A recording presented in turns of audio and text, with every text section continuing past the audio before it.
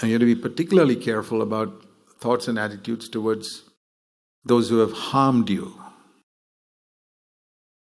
Because it's very easy to develop very negative attitudes towards somebody who's harmed you, even many years ago, and you keep thinking about it. Yeah, you cannot remove from your memory the harm somebody did to you. I mean, I cannot remove from my memory the various harmful things people have done against me. But I'm not guilty because of that, because memory is something I have no control over. But my heart, the door to my heart is not in my memory. The door to my heart is in my will. And I choose that I will not hate that person. I choose that I will love that person, and one way I can test that is I say, Lord, I want you to bless that person. It says, bless those who curse you. And Lord, I want you to bless his work and his family and his business and his children. And if he's got grandchildren, bless them all. And say it sincerely from your heart with your will, and you're okay. And don't worry about thoughts. Thoughts are coming from your memory. Don't condemn yourself because of that. But make sure your thoughts and attitudes that you're going to sow this year are going to be good, loving thoughts. And I'll tell you, believe me, if you take my word today, you'll come to the end of this year more spiritual than you ever were in your entire life. And more useful to God, more used by God to bless others. Do you know that it's God who can open doors?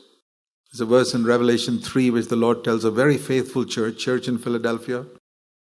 He says, I've seen your works, and I'm setting before you an open door and no one can shut it. Do you know that verse? Turn with me to Revelation in chapter 3 and verse 8.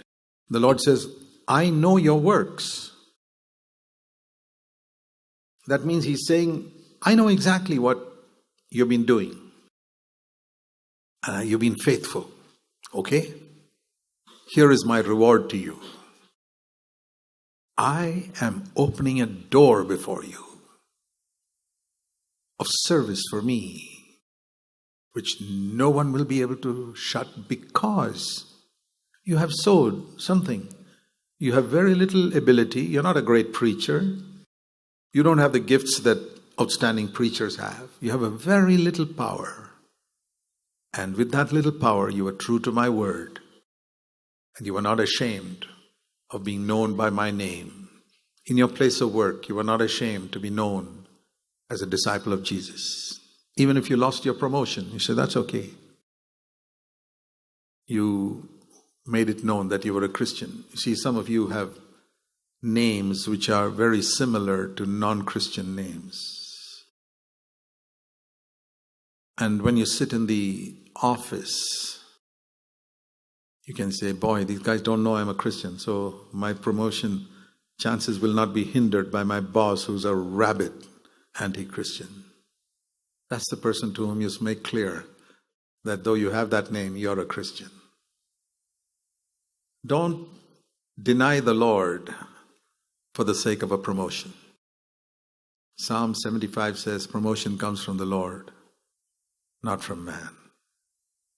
I believe that all my life. Promotion comes from the Lord. Promotion in your job.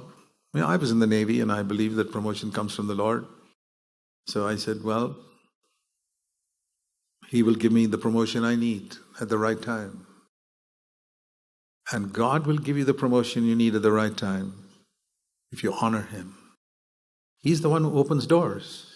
He's the one who closes doors.